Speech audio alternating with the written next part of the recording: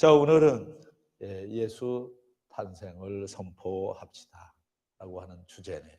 예수 탄생을 선포합시다 라고 하는 주제로 말씀을 전하도록 하겠습니다. 자, 우리 한번 예수 탄생을 선포합시다. 같이 한번 해보시죠. 시작.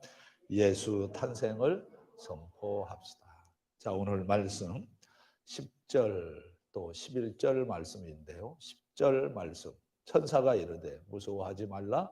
보라, 내가 온 백성에게 미칠 큰 기쁨의 좋은 소식을 너희에게 전하노라. 그랬죠. 자, 예수 탄생을 우리가 선포해야 되는 그 이유는 오늘 누가는 이렇게 표현을 했습니다. 큰 기쁨의 좋은 소식이기 때문이다 라고 하는 것이죠. 그래서 우리가 이 누가는 이 누가가 누가복음과 이 사도행전에서 이 기쁜 소식이라고 하는 표현을 여러 번 썼는데요. 제가 이렇게 보니까 그 몇 번 정도 이 기쁜 소식이라 이렇게 표현을 했느냐 하면 한 28번 정도 이렇게 표현을 했습니다. 누가복음 1장 19절에서는 좋은 소식이라 이렇게 이 좋은 소식, 좋은 소식이라야 기쁜 소식이 되는 거죠. 굿뉴스라는 거죠. 굿뉴스. 그래서 누가복음 1장 19절에는 좋은 소식, 또 누가복음 3장 18절에서도 좋은 소식이라는 말로 표현을 했고요. 자, 근데 이 좋은 소식이 누구에게 이렇게 좋은 소식이 되었느냐 하게 되면 역시 누가복음 4장 18절 말씀 보게 되면 가난한 자에게 복음을 전하게 하시려고 내게 기름을 부으시고 나를 보내사 포로된 자에게 자유를, 눈먼 자에게 다시 보게 함을 전파하며 눌린 자를 자유롭게 하고 그랬죠. 자, 오늘은 그래서 예수님이 이 세상에 탄생하셨다라고 하는 그 사건은 우리 모두에게 이 기쁜 소식이 된다라고 하는 것이죠. 그래서 오늘은 우리가 읽은 이 말씀을 우리가 보면서 예수님께서 이렇게 오시면서 기쁜 소식을 우리에게 가지고 오셨는데 어떤 특징들이 있는가라고 하는 관점에서 말씀을 한번 정리를 해 보도록 하겠습니다. 우선 첫 번째는 이 기쁜 소식이 누구에게 전해졌는가라고 하는 대목인데요. 이 기쁜 소식을 누구에게 먼저 알려주셨는가라고 하는 것입니다. 우리가 이 8절, 9절, 10절 앞부분에 보면 특히 여기 이제 8절에서도 나왔습니다만은 그 지역의 목자들이 밤에 밖에서 자기 양떼들을 지키더니 주의 사자가 곁에 서고 주의 영광이 그들을 두루 비춤에 크게 무서워하는지라. 그리고 10절에 가서 보면 이렇게 우리가 아까 읽었던 말씀 이어지죠. 천사가 이르되 무서워하지 말라. 보라, 내가 온 백성에게 미칠 큰 기쁨의 좋은 소식을 너희에게 전하노라. 그랬죠. 자, 여기서 우리가 눈여겨볼 대목이 있죠. 그게 뭐냐 하면 이 좋은 구원의 소식, 기쁨의 소식을 제일 먼저 천사들을 통해서 들은 사람들이 누구냐 하게 되면 목자라 그랬습니다. 자, 그런데 이 목자, 오늘 여기 본문에 나오는 이 목자는 그때 당시에 사회적으로 어떤 위치에 있었던 사람들이냐라고 하는 것을 알면 복음이 제일 먼저 이렇게 목자들에게 전해진 그 이유를 우리가 생각을 해보게 되겠죠. 제가 이 말씀을 준비하면서 한번 살펴보았습니다. 그때 당시에 이 복음을 제일 먼저, 기쁜 소식을 제일 먼저 들은 이 목자의 사회적인 위치가 어느 정도였는가.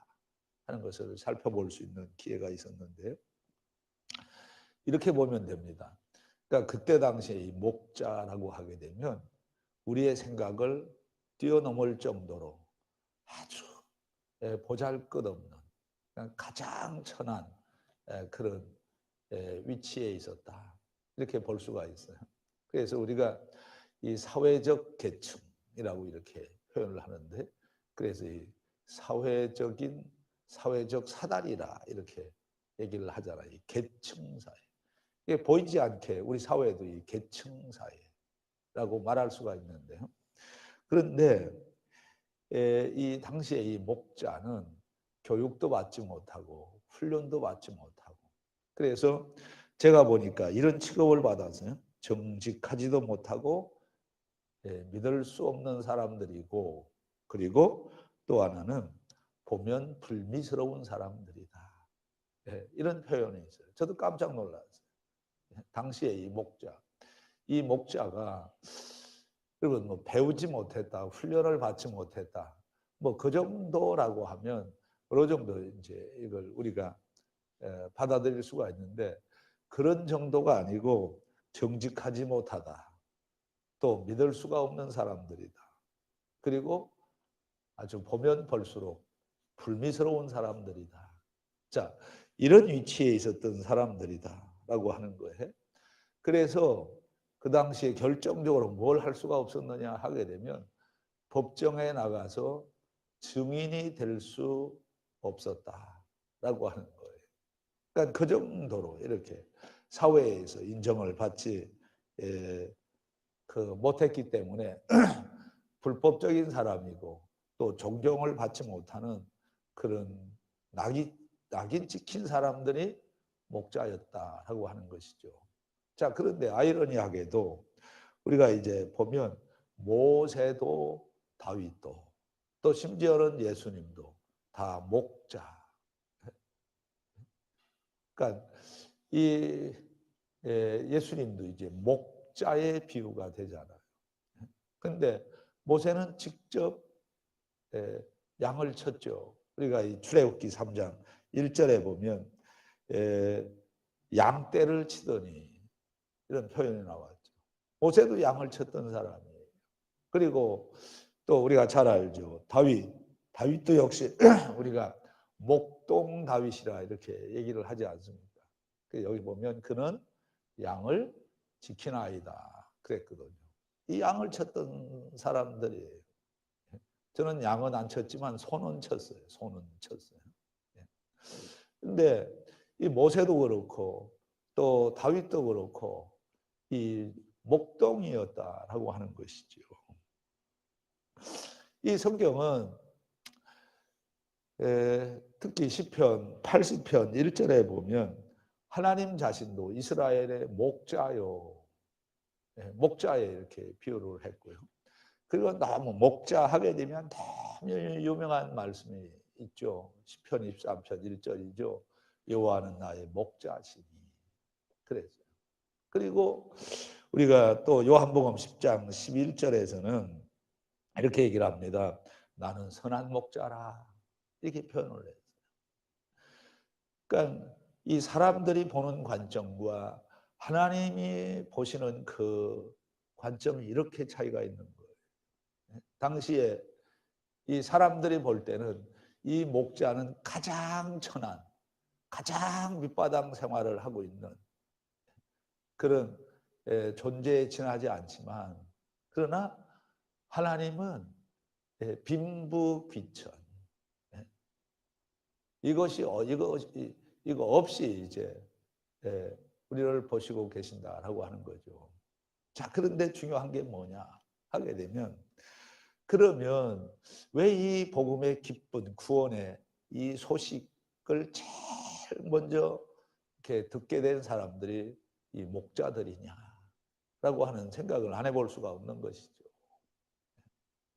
근데 우리가 이 성경을 펴놓고 보면 특히 어디에서 그 질문에 대한 해답을 우리가 찾을 수 있느냐 하면 이 이사야서 61장 1절인데요. 주 여호와의 영이 내게 내리셨으니 이는 여호와께서 내게 기름을 부으사, 그 다음에 가난한 자에게 아름다운 소식을 전하게 하려 하십니다.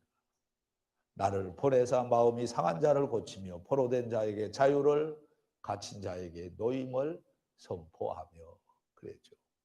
자, 여기 나오는 이 사람들의 부류가 어떤 사람들입니까? 가난한 사람, 또 마음이 상한 사람, 또 포로된 사람.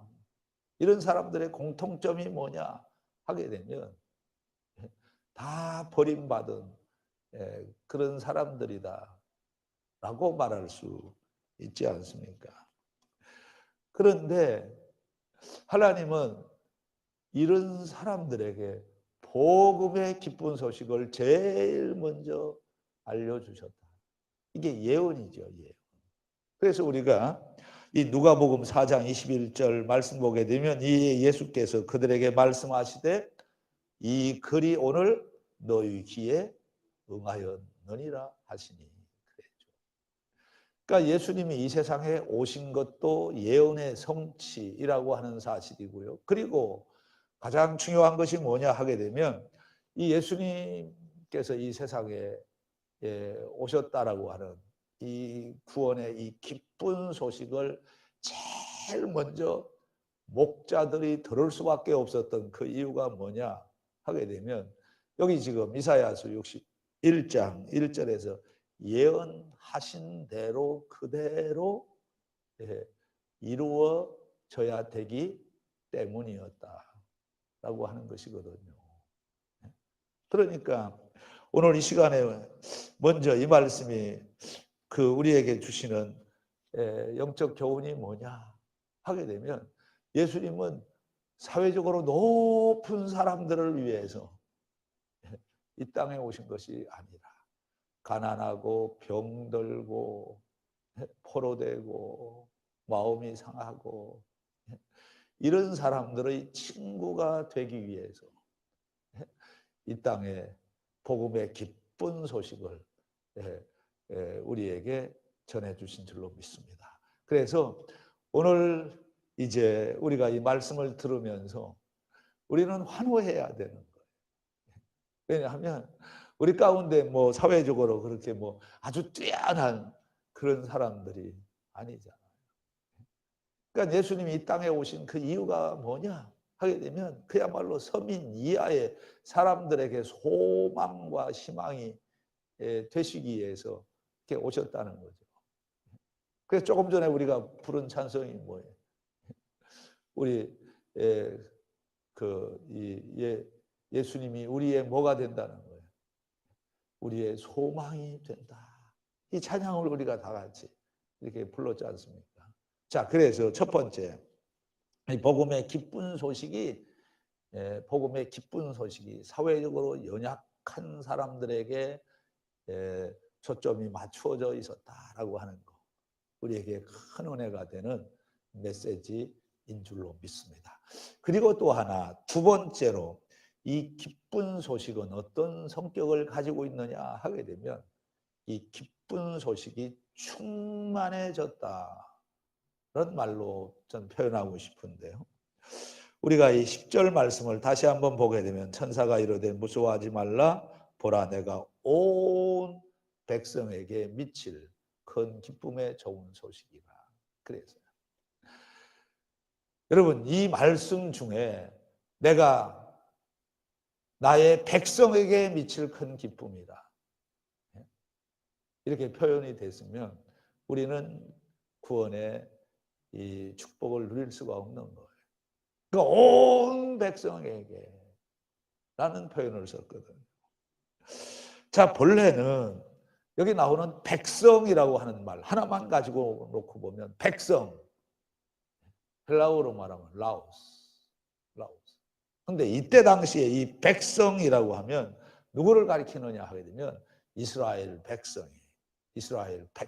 그래서 이스라엘을 가리킬 때는 이스라엘의 백성, 이스라엘 백성이라는 표현을 쓰죠.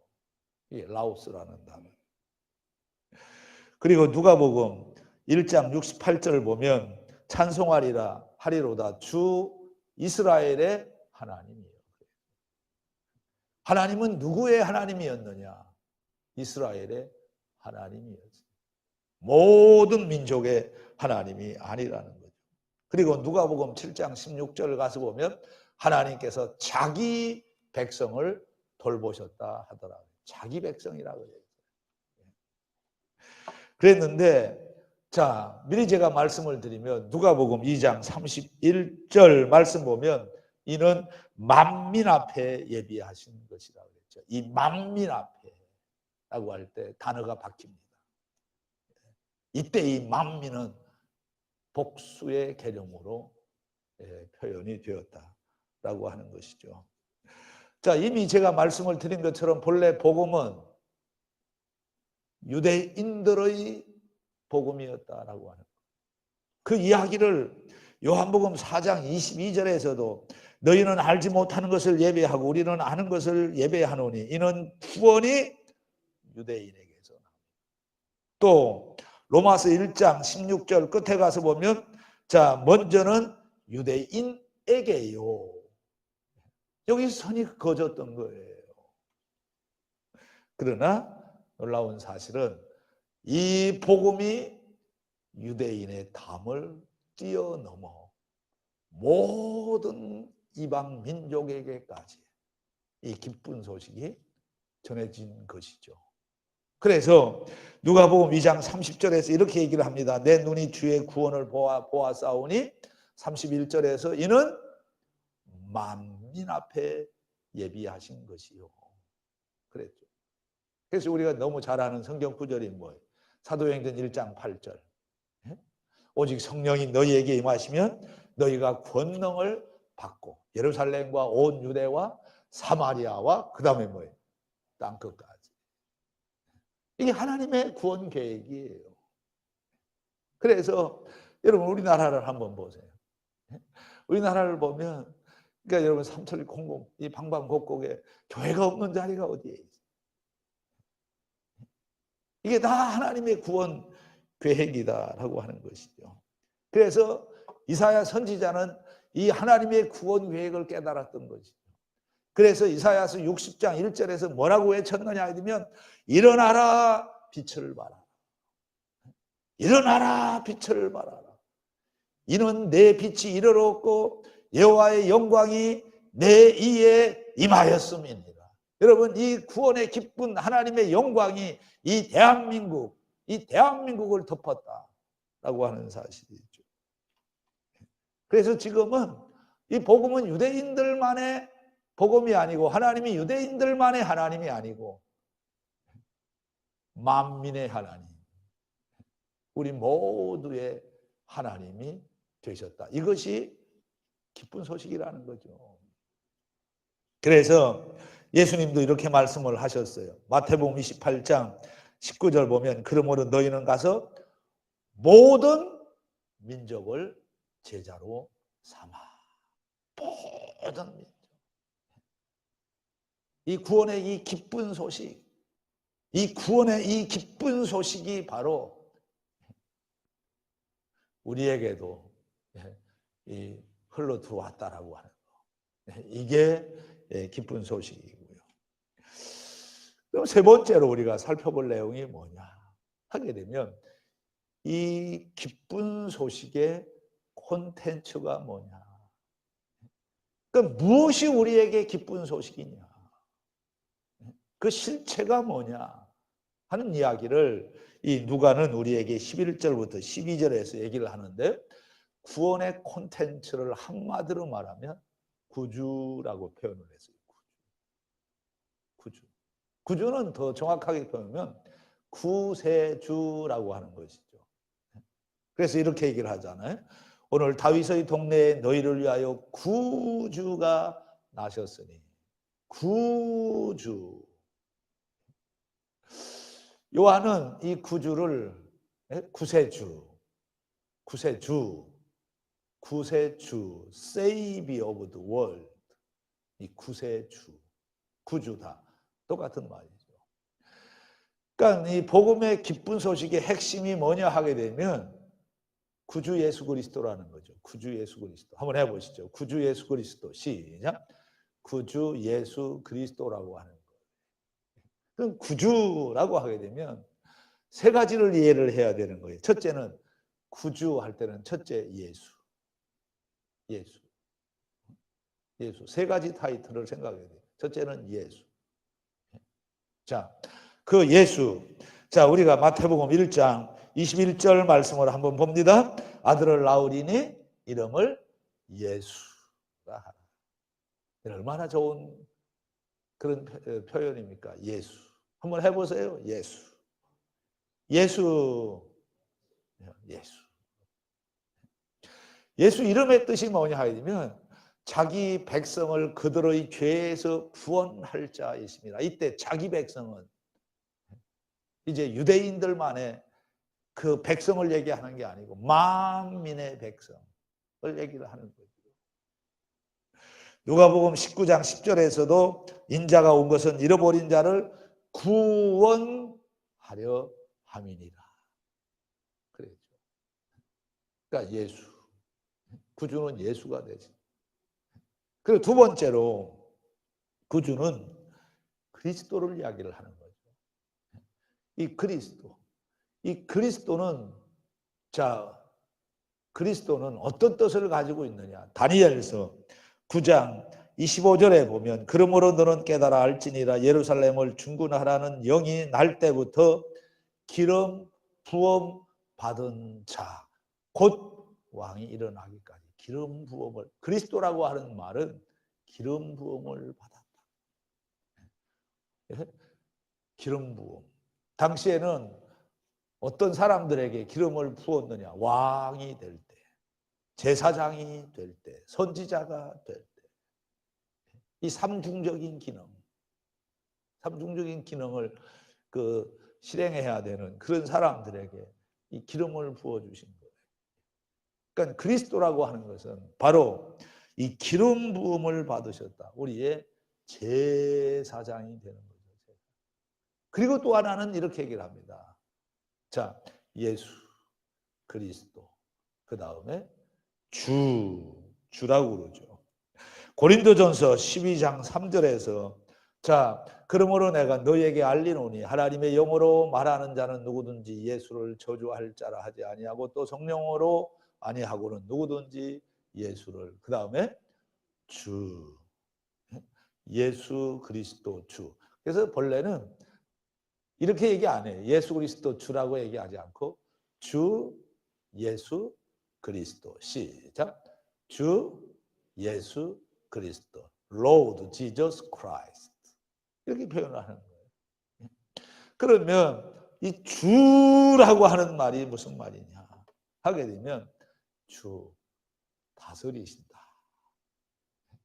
온 우주를 다스리시는 하나님이 저와 여러분들을 다스리시고. 그런데 누가는 그러니까 구주가 이 땅에 나셨다라고 하는 것을 무슨 말로 표현을 했느냐. 그건 이 인류 역사상에서 일어날 수 있는 일 중에 가장 큰 표적이다. 미라클, 기적이다. 기적이라는 거예요. 너희가 가서 강보에 쌓여 그 위에 누워 있는 아기를 보리니 이것이 너희에게 무엇이라고요? 표적이니라. 이 표적이 뭐예요? 기적이라는 거죠. 우리가 볼 수 있는 여러 가지 기적들이 있지만은 그러나 이 세상에서 우리가 볼 수 있는 기적들 중에 가장 위대한 기적, 가장 능력 있는 기적, 가장 큰 기적이 바로 뭐냐? 하늘 보좌를 버리시고 예수님께서 저와 여러분들을 구원하시기 위해서 이 땅에 오신 것이 가장 큰 기적인 줄로 믿습니다. 그래서 우리는 여러분 기적을 본 사람들이에요. 어떤 기적을 본 사람들이냐 하게 되면 가장 위대한 기적, 가장 큰 기적을 본 사람들이다. 할렐루야. 이게 얼마나 놀라운 사건입니까? 그러면 이 구원의 이 기쁜 소식이 갖고 있는 그 목적이 뭐냐? 구원의 이 기쁜 소식의 목적이 뭐냐? 자, 이 말씀을 우리가 13절, 14절에서 우리가 볼 수 있는데요. 13절, 14절 호련히 수많은 천군이 천사와 함께 하나님을 찬송하여 이르되 14절 같이 봅니다. 시작. 지극히 높은 곳에서는 하나님께 영광이요 땅에서는 하나님이 기뻐하신 사람들 중에 평화로다 하니라. 여러분 이 말씀 못 외우시는 분 없으시죠? 지극히 높은 곳에서는 하나님께 영광이고 땅에서는 하나님이 기뻐하시는 사람들 중에 뭐라고요? 평화. 자, 여기서 말하는 평화. 복음의 기쁜 소식의 목적이 뭐냐 하게 되면 이 땅에 하나님께서 평화를 가지고 오셨다는 거예요. 진정한 평화. 그래서 우리가 부르는 찬송 중에서도 그 찬송이 있잖아요. 평화, 평화로다. 그 다음에 어디에서요? 하늘 위에서 내려오네. 이 말씀이 이거예요. 지극히 높은 곳에서는 하나님께 영광이고 땅에서는 기뻐하심을, 기뻐하신 사람들 중에 뭐라고요? 평화. 다시 한번 평화, 평화로다.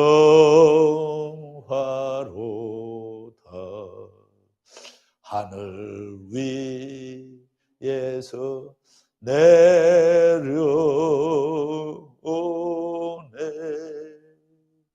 그 사랑의 물결이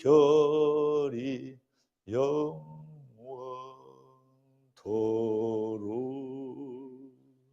내 영혼을 덮으소서. 진정한 평화, 정치를 통해서 채워지는 게 아니라는 거예요.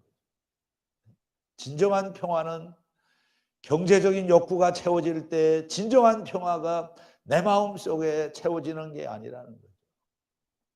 이 참된 진정한 평화는 예수. 살아계신 예수 그리스도가 내 안에 채워질 때 우리 마음에 평화가 생기게 되는 줄로 믿습니다. 그러니까 생각을 해보세요. 그러니까 예수님이 없는 세상을 생각을 해보세요. 교회가 없는 세상을 생각을 해보시죠. 교회에 대해서 뭐 이렇다 저렇다 뭐 이러쿵저러쿵 말들을 많이 하는데 생각을 해보세요. 이 세상에 교회가 없는 세상을 한번 생각을 해보세요. 거기에는 평화가 없는 거예요. 정치를 잘한다고요?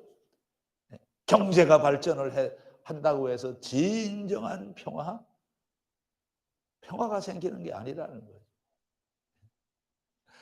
자, 오늘 그래서 오늘 이 말씀은 정말 우리에게 은혜가 되는데, 그런데 이 평화는 어떤 사람들만이 맛보며 살아갈 수 있는 평화냐 하게 되면 오늘 14절에서 아주 중요한 이야기를 하죠. 기뻐하신 사람들 중에 누가 기뻐하신 사람? 하나님이 기뻐하신 사람. 이 하나님이 기뻐하시는 사람. 그 사람이 어떤 사람이에요? 하나님께서 택하신 하나님의 백성. 아무나 이 평화를 누릴 수 있는 게 아니에요. 그러니까 여러분, 제가 이 생각을 했습니다. 이 크리스마스를 싫어하는 사람들이 없어요. 크리스마스를 다 좋아해요. 제가 미국에 있을 때도 이렇게 보니까 크리스마스, 교회 안 다니는 사람들도요. 다 좋아해요. 다 좋아해요. 그래서 심지어는 전 깜짝 놀랐는데 뭐냐면, 아니 일본 우상 숭배를 많이 하는 그 일본 사람들도 크리스마스 카드를 써요. 크리스마스 카드를 써요. 아니 그 사람들이 뭐 예수님하고 무슨 관계가 있어요? 근데 크리스마스 카드를 이 사람들도 이렇게 쓰는데 내용은 달라요. 단순히 그 사람들은 그냥 크리스마스 자체가 그냥 이 홀리데이, 공휴일이니까 그냥 좋아하는 거예요. 근데 우리가 좋아하는 그 이유하고는 완전히 다른 거죠. 우리는 왜 좋아합니까? 우리가 좋아하는 이유가 뭐예요? 그 이유가 바로 다시 10절, 11절에서 이렇게 얘기를 하잖아요. 자, 여러분. 자, 천사가 이르되 무서워하지 말라. 보라, 내가 온 백성에게 미칠 기쁨의 좋은 소식을 너에게 전하노라. 이 좋은 소식이 무엇이냐? 11절 큰 목소리로 같이 한번 읽어봅니다. 시작. 오늘 다윗의 동네에 너희를 위하여 구주가 나셨으니 곧 그리스도 주시니라. 우리의 예수님과 그들의 예수님은 다른 거예요. 그러면 이 평화는 정말 어떻게 만들어지느냐? 자, 사도 바울은 로마서 5장 1절에서 이렇게 얘기를 합니다. 그러므로 우리가 믿음으로 의롭다 하심을 받았으니 우리 주 예수 그리스도로 말미암아. 그다음 나같이요. 시작. 하나님과 화평을 누리자. 하나님과 화평하지 않고는 진짜 우리는 마음의 평강이 없어야 그 사람이 구원받은 사람이다 라고 하는 것이죠. 그래서 구원은 하나님의 선물이에요. 구원은 사역의 결과가 아니에요. 공로의 결과가 아니에요. 구원은 하나님의 선물. 하나님의 선물. 그래서 자, 에베소서 2장 9절에서 행위에서 난 것이 아니니 이는 누구든지, 그 다음 나같이요. 시작. 자랑하지 못하게 합니다. 그러니까 언제가 제일 우리가 기쁜 날이냐 하게 되면, 제가 이 성경 구절을 봤어요. 뭐냐 하면 누가복음 15장인데요. 15장 특히 10절에 보면 내가 너희에게 이르노니 이와 같이 죄인 한 사람이 회개하면 하나님의 사자들 앞에 기쁨이 되니라. 기쁨이 되니라. 언제 기쁨이 제일 큰 기쁨이냐? 회개할 때. 회개하고 회개한 심령이 하나님 앞에 돌아올 때. 그래서 내가 너희에게 이르노니 이와 같이 죄인 한 사람이 회개하면 하나님의 사자들 앞에 기쁨이 되느니라. 여러분, 이 예수님께서 이 땅에 오신 그 이유가 뭐냐 하면 회개하고 기쁘게 우리가 살아가도록 하기 위해서 예수님께서 이 땅에 오셨다는 거죠. 자, 이제 말씀을 정리를 해볼까요? 자, 그러면 우리가 할 일이 무엇일까요? 자, 다시 뒤로 돌아가서 우리는 이 구원의 이 가장 기쁜 소식을 제일 먼저 하늘에서 누구에게 전달을 해 주셨다 그랬어요? 목자라 그랬어요. 목자는 그때 당시에 사회적인 위치가 없었던 가장 비참한 존재들이었다 그랬잖아요. 자, 그 목자들이 이 구원의 기쁜 소식을 듣고 그 목자들이 한 일이 무엇인가? 그 말씀을 우리가 오늘 생각을 해봐야 되겠죠. 이게 결론이죠. 자, 보겠습니다. 17절, 18절, 19절, 20절 말씀인데요. 자, 15절 말씀부터 한번 다시 올라가서 한번 보겠습니다. 15절 같이 읽어봅니다. 시작. 천사들이 떠나 하늘로 올라가니 목자가 서로 말하되 이제 베들레헴으로 가서 주께서 우리에게 알리신 바 이루어진 일을 보자 하고, 교회는 말을 하기 시작을 해야 돼. 교회는 이제 말을 하기 시작을 해야 돼. 목자들이 입이 열려서 말을 하기 시작을 해요. 근데 무슨 말을 하느냐, 이게 중요한. 이 목자들은 서로 말하되 이제 베들레헴에 가서 주께서 우리에게 하신 바 이루어진 일을 보자 하고, 무슨 말을 하기 시작을 해야 되느냐? 예수에 대한 말을 하기 시작을 해야 된다는 거예요. 자, 16절도 한번 읽어봅니다. 빨리 가서 마리아와 요셉과 그 위에 누인 아기를 찾아서 17절 같이 봅니다. 보고 천사가 자기들에게 아기에 대하여 말한 것을 전하니라. 교회는 말을 하기 시작을 해야 되는데, 교회는 무슨 말을 하기 시작을 해야 되느냐? 뭐 교회가 무슨 정치 얘기, 경제 이야기, 돈 버는 이야기, 그런 이야기로 시끄러워서는 안 된다. 교회는 교회다워야 되는 거예요. 교회가 교회다워지려고 하게 되면 교회는 교회에서 해야 될 말이 있는 거죠. 그러니까 여기 뭐라고 얘기합니까? 자, 17절에서 악의에 대하여 예수님에 대해서 말하기 시작을 하는 교회. 좋은 교회 아니겠어요? 자, 18절 같이 봅니다. 듣는 자가 다 목자들이 그들에게 말한 것들을 놀라게 여기되. 19절 같이 봅니다. 자, 19절. 자, 마리아는 이 모든 말을 마음에 새기어 생각하니라. 여러분, 오늘 제가 설교한 마음, 이 말씀을 다 마음에 새겼습니까? 마음에 새겨야 돼요. 그리고 저는 오늘 말씀 중에서 특히 이 20절 말씀 정말 마음에 와 닿던데요. 자, 같이 한번 읽어봅니다. 시작. 목자들은 자기들에게 이르던 바와 같이 듣고 본 그 모든 것을 인하여 하나님께 영광을 돌리고 찬송하며 돌아가니라. 어디로 돌아갔을까요? 일터로 돌아간 거죠. 그러니까 일터가 새로워지는 거예요. 복음의 은혜를 받은 사람들은 복음의 은혜를 받고 그 다음에 일터로 돌아가는데, 일터로 돌아가서 일할 때 복음이 없었던 그 시절하고 복음이 들어왔을 때 그 이후에 이 일터가 달라진다는 거죠. 복음은 우리 가정을 변화시킵니다. 복음은 우리의 직장을 변화시킵니다. 복음은 우리의 사업장을 변화시킵니다. 복음은 우리의 이 모든 일상생활을 변화시킨다는 거죠. 오늘 저는 이 말씀 돌아가니라. 어디로 돌아갔을까요? 일터로 돌아간 거예요. 그러나 그 일터는 옛날에 자기가 일하던 그 일터가 아니라는 거죠. 새로워진 일터. 오늘 이 시간에 우리가 다시 한번 우리 2020년 이 코로나 때문에 우리가 다 우울한 것이 사실이지만, 그러나 예수님이 우리의 소망이신 줄로 믿습니다. 예수님이 우리의 기쁜 소식을 가지고 오신 유일하신 하나님이신 줄로 믿습니다. 이 복음이 우리에게 채워지면 보는 게 달라지는 거예요. 그래서 일터에서 다시 새롭게 힘 있는 그런 생활을 할 수 있는 그런 축복이 있게 되기를 주의 이름으로 축복합니다.